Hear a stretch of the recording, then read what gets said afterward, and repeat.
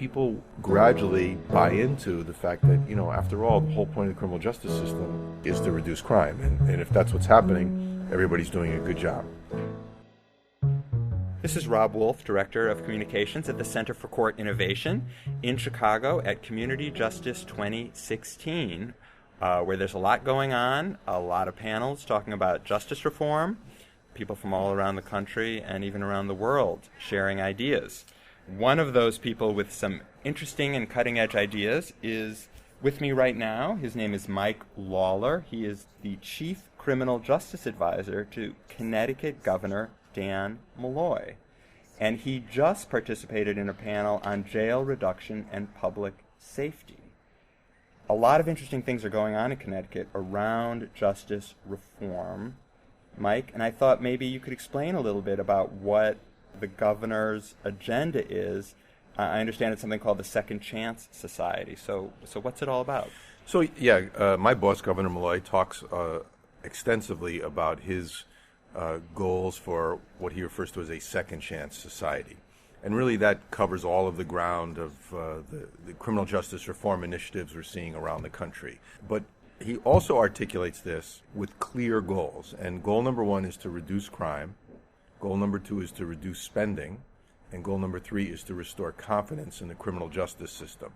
Confidence among victims of crime who often come away thinking they did not get justice. Confidence among African Americans and Latinos who think the system is just not fair to them, and confidence among all citizens who see every day these examples of wrongful convictions or corruption or misconduct by police or prosecutors or probation officers or corrections officers or even judges, sometimes even state legislators and governors from time to time. All of this undermines confidence in the criminal justice system. So restoring people's confidence and at the same time reducing crime is our goal. And we think that by making a variety of changes across the board, we will continue to see a reduction in Connecticut's crime rate, which is at its lowest point in 48 years. And we'll see we won't have to spend as much money running prisons, because for the immediate past 20 years or so, we've spent more money running prisons in Connecticut than we have running colleges, which is kind of crazy. And gradually, we can rebuild these relationships, mainly between the criminal justice professionals and the community. And whether you call it community policing or something else, it's very important to build up that level of trust. Well, those are really ambitious goals. So what are the actual policies that are being proposed to achieve these goals, to reduce crime, reduce spending on the criminal justice system, and build confidence in the justice system? Okay, so let's start with what Governor Malloy has actually proposed this year, which is currently being considered by our state's legislature. It has 2 components. Number 1 is bail reform. Number 2 is raising the age of juvenile jurisdiction. So on the bail reform initiative, a number of states, most recently New Jersey, New Mexico, the New York Supreme Court, have acknowledged that bail is a real problem. In other words, people sitting in jail because they can't afford to post what oftentimes are relatively low amounts of bail. The governor this year has proposed that we not have money bail for people charged only with a misdemeanor, with an exception for cases involving violence. Like, for example, family violence cases are often charged only as misdemeanors, but still there's a very high risk that something bad is going to happen. And he's asked our state sentencing commission to look at a comprehensive reform and report back next year so that potentially the legislature could enact comprehensive reform. As was the case in New Jersey and New Mexico, Connecticut has a state constitution that guarantees bail to all offenders. But many states and the federal government have an option for what is known as preventive detention. So if there's an evidentiary showing that someone actually is a danger to the community, they can be held without bail at all. In Connecticut at the moment, the governor is concerned that the people who really should be locked up pretrial are not, the high-risk career criminal gangbanger types, because they have frequent flyer points with the bail bondsman and things like that. It's easy for them to get out if they get arrested, even if there's kind of a high bail. On the other hand of the spectrum are the people who don't need to be in jail, but they're sitting there for months on end waiting for their cases to get resolved because they can't come up with, in some cases, a few $100s to get out the door. So that's a big priority for us, and we think over time that will have a big impact on our jail population. But more importantly, what's the actual proposal? So the proposal is no money bail for misdemeanors, Okay. and allowing all offenders who actually have a money bail that's been set for them to have an option of posting 10% in cash that they would get back at the end of their case if they show up for all their court appearances. And that is the case in many states. In Connecticut, it's actually an option that judges have pursuant to rules of court, but it's not in statute.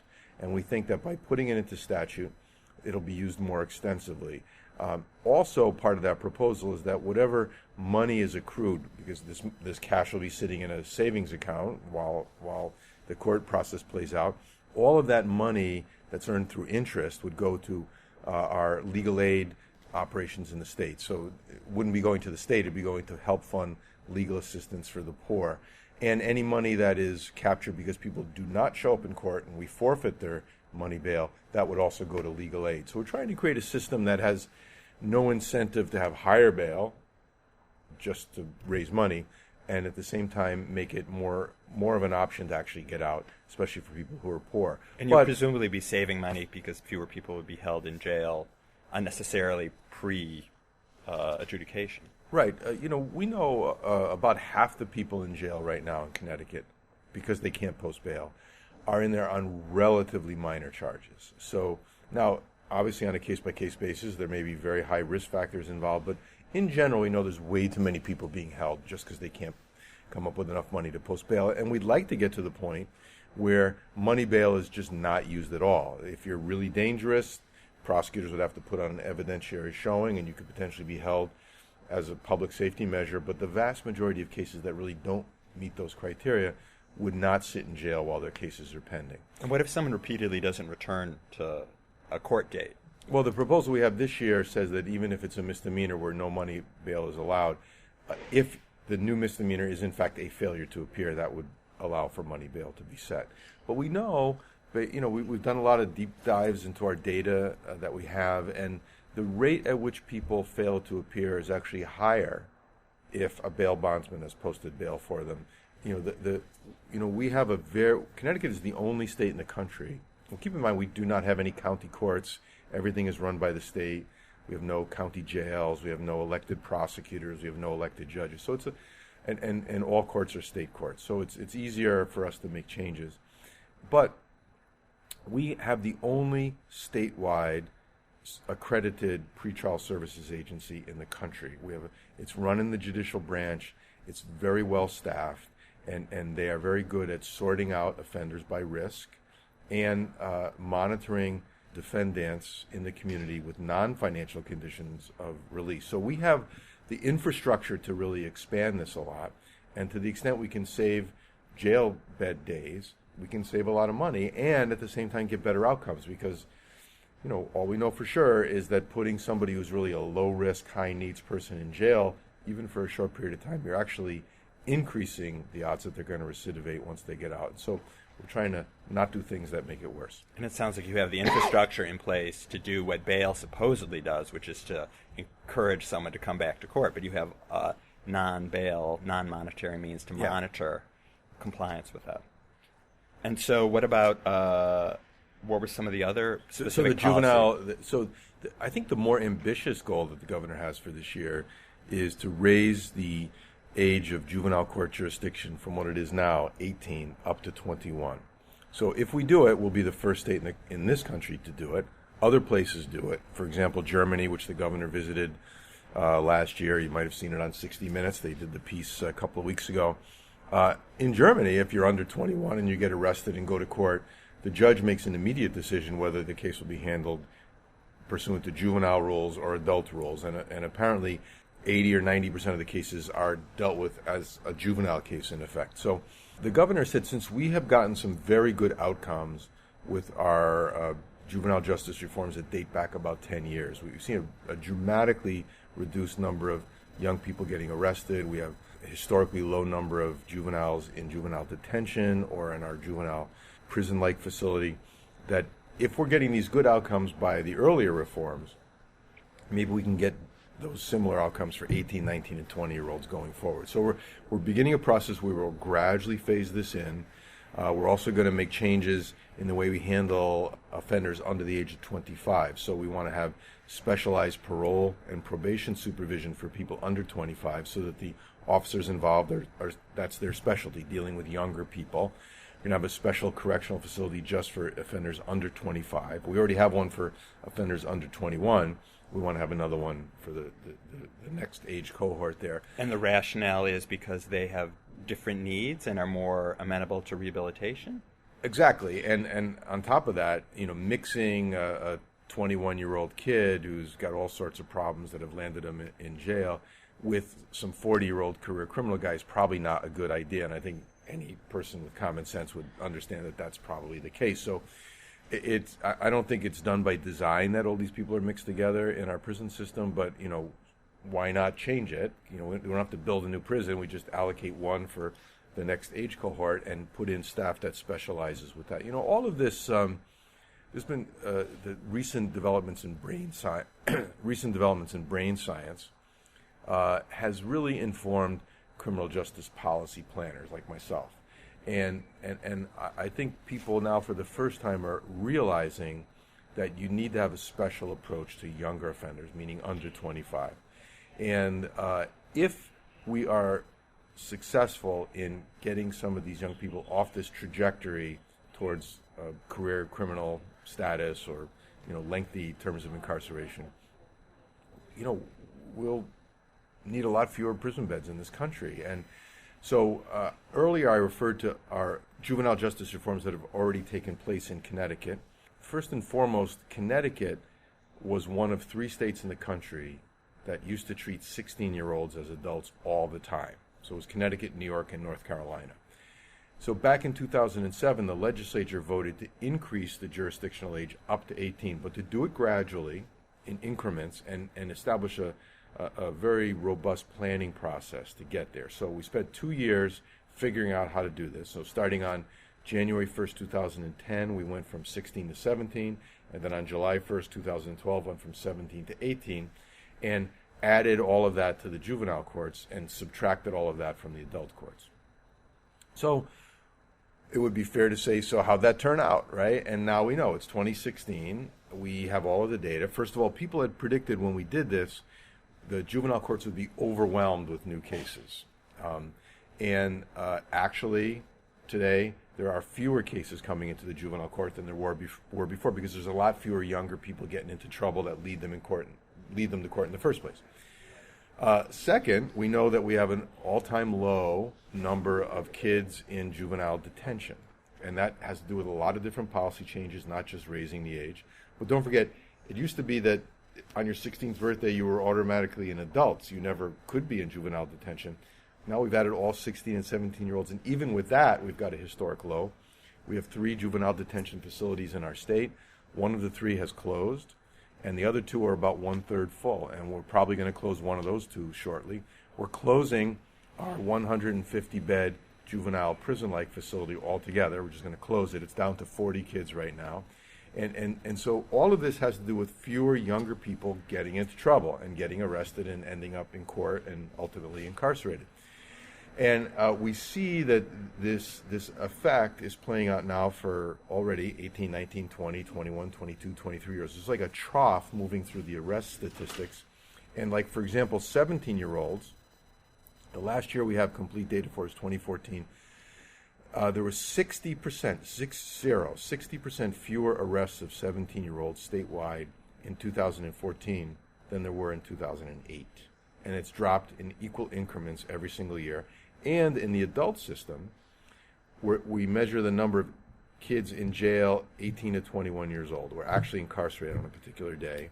And that number has dropped from 2,062 on January 1st, 2008, down to 960 on January 1st, 2016. Oh, you know the numbers right off the top of your head, huh, don't you? I do. These are important numbers. You recite them a lot. But lowering the age, it sounds like it's easier to do because the population is smaller, but it didn't create fewer arrests. There are other factors that must have fueled that. So it's the raising the age actually up to, we went up to 18, now we're proposing to go to 21.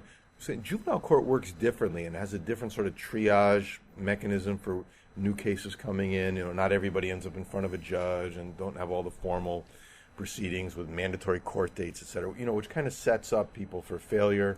You get charged with failure to appear if you don't show up on time, and, go to your probation officer's appointment. There's a lot of chutes and ladders that kind of get you into trouble. So the juvenile system is much less formal, much focused on needs assessment and hooking people up with appropriate interventions without an overlay of, let's say, court appearances, a guilty plea, a probation officer. And so we are convinced that approaching younger people differently will get you better outcomes. And the reason I'm citing these statistics is 10 years ago when we first started talking about this stuff, people said, if you make these changes, you'll get these outcomes. So here we are, fast forward 10 years, we're getting those outcomes. Now, maybe it's a complete coincidence, but I don't think so. Other examples of changes have been in school systems themselves. We know now that there's a very high correlation between suspensions and expulsions, even in younger grades, and ending up in prison down the road. There's a extensive study in the state of Texas, which actually has very good data going back a long time for every single kid in their public school system. And that's clearly shown that schools with the exact same type of kids and type of issues, which tend to suspend and expel a lot of kids, versus schools which are very similar but suspend very few kids, it's the high suspension schools that end up with the high incarceration rate down the road. And so there's something about